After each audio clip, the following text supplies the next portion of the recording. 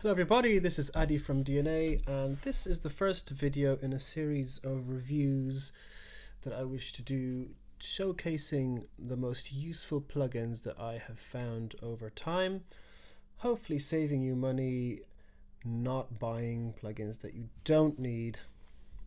I'm going to go into depth to discover what this can do to help you improve your workflow, speed up everything, declutter your DAW, and overall have a good time mixing. Let's get straight into it. What we have here is a quick example I've put together. It's going to sound terrible, and it's supposed to sound terrible because we're going to make it sound good by using a single plugin.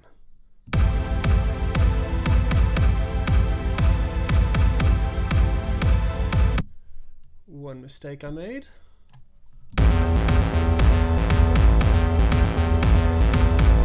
So we can hear that the synth is overpowering.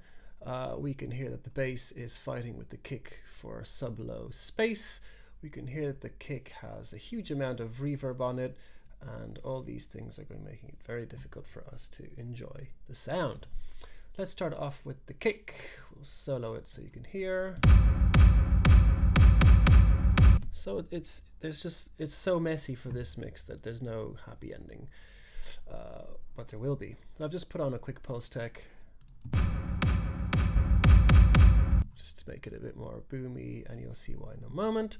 Let's fire up duck. This is what duck does when you turn it on. It simply gets triggered every beat. If that's the way you have it selected here, you could have it, you know, that works too.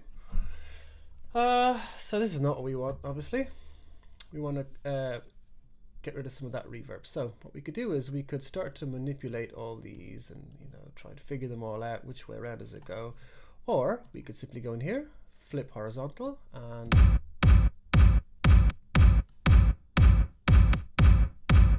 now we can hear that the second kick is now being ducked, which we don't actually want.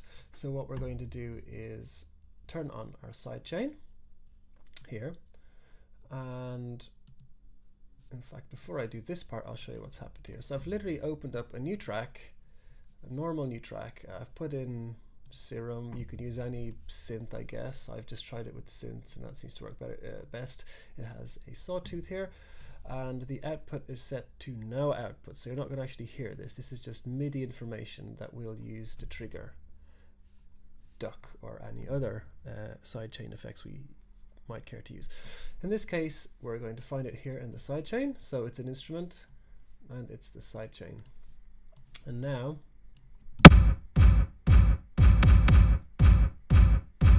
it sounds dreadful, right? It's like really kind of smeared.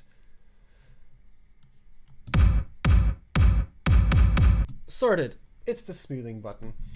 This is set to full by default. Of course, you can change it if you wish. Now, what this does is it smooths the transition between this point, which is the end point, and the start point, which if you end up, for example, here, when it re-triggers it sort of twice for this pattern here, it would have to jump from this point to this point. And if this was a sine wave, for example, you'd be hearing an audible click, whereas this has so much information that there's no kick available, or no click to here. So we can turn off the smoothing and it'll just jump straight from here to here, whereas if you have the smoothing on, it'll kind of like have a quick transition to sort of smear the sound. You can obviously dial in how much or how little you want depending on your source material. So we're going to have it off.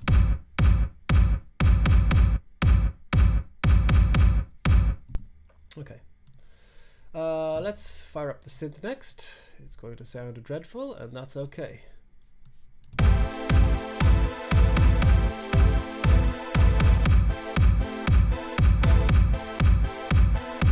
So the shape that we're getting default is actually quite good, but it sounds really forced. So the amount button here will sort that out.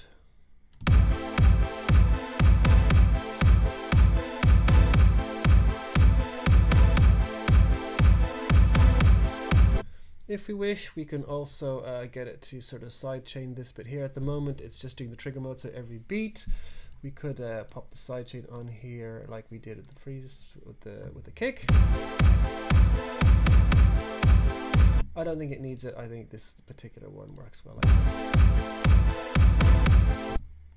Although you can kind of hear how it sort of does fight a little bit with the kick, but let's just leave it as it is for now. Next we're going to add the bass, and this is fighting with the actual kick for sub low, so the bass from that and the bass from that, they're kind of like occupying the same space, and we need to change that really. If we were to turn this on right now, an interesting pattern. If that's what you're going for, then fantastic, but it's not what we're going for. So what we want to do is get our sidechain going again, and my phone's ringing, but we're going to have to ignore that until later.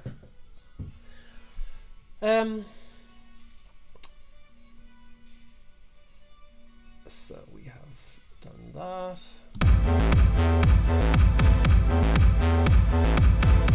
Right, so it's actually ducking everything, which is not what we want, because we want the bass to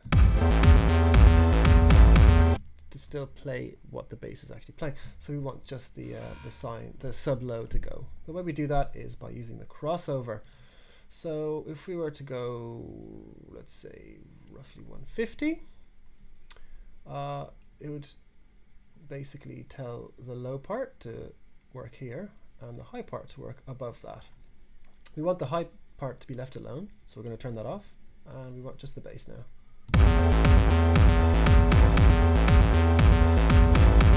Let's turn off the synth for now so we can hear what the bass is doing really clearly. So when I have it here, you'll notice that it's kind of clashing. You can hear it kicking in, and the two subs clash.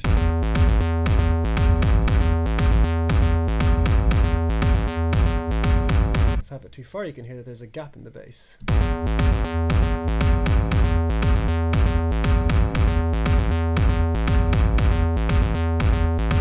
So there we have it. We now have cleaned up this track.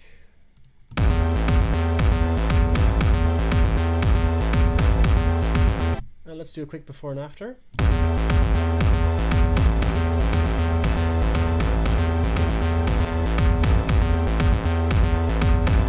So let's have a quick think about what we're going to, a quick chat about what we're going to listen for. So listen to the kick to start with, have a listen to its sub-low frequency, and have a listen to how it tails off. Let's start off with that.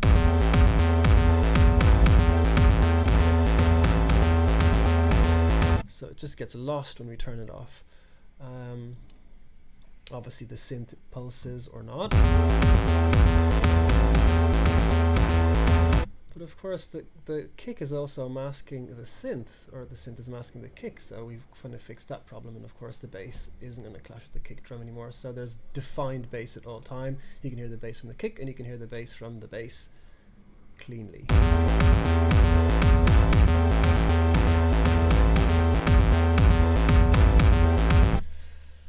Lovely. Let's try something else. We're going to get rid of our kick, and we're going to stick in this loop. I'm just going to exaggerate the bass so you can sort of hear exactly what's happening. We're going to have to change this a little bit now because it's still ducking off the sidechain. We don't want it to do that. We want it to duck off this. And we don't want it to have to write in this information. I mean, this could be a very complicated beat, and to have to write everything out is unnecessary, really. Like we did with the sidechain here. That was a simple one, but this could potentially be far more complicated. So what we're going to do is we're going to use it as a sidechain, but making only the kick trigger it rather than the snare, which we can hear. So we have one here, and one here. This is snare. We don't want that triggering. So let's find it. It's an audio. And what we're going to do now, we're going to just mute it for a moment. And we're going to use this trigger level to decide what's going to happen here. Let's have a listen.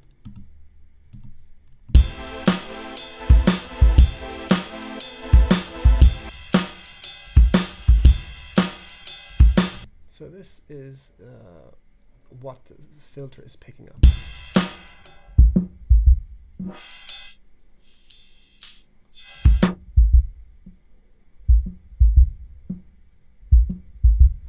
So we've isolated the kick mostly, and if you look here in the trigger level, probably take a bit more snare out. You can see that the kick trigger sort of pushes the trigger level up to around here, and the snare pushes around here. So where this is, everything below this threshold will trigger it. If we move it up here,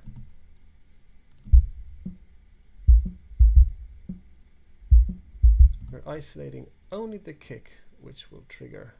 So that was the solo button, I guess. So let's take off our mutes. Of course, that's a different kick, so we can actually move this across here a bit more.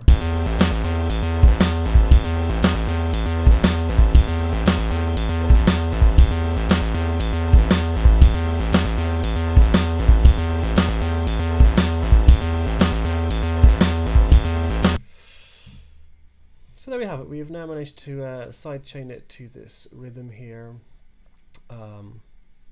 with utter ease. Technically speaking, if we wanted to, we wouldn't even need to have this sidechain here. We could, in fact, get this kick drum, just like we did here, to sidechain it. That's another option. So let's do that. So mute this one, get the terror kick back again, and find it here in the instrument. Sorry, it'll be in the audio there.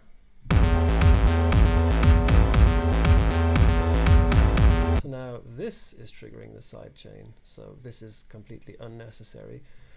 Basically, depending on your circumstance, you may wish to have its own MIDI information or not.